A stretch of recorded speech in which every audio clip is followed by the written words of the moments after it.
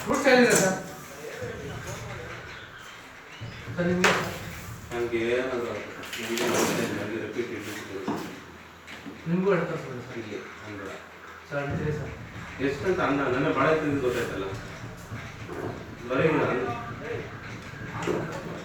ಹಾಂ ಅದೇನಿಲ್ಲ ಸರ್ ತಿಂಡಿ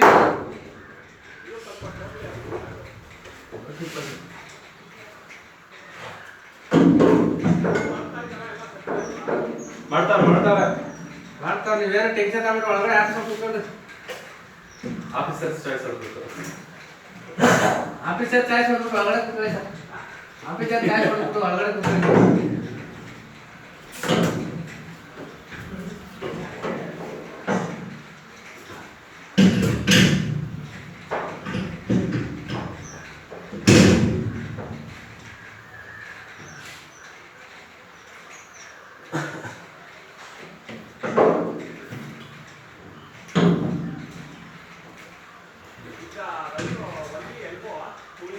ಹೋಗ್ತಾರೆ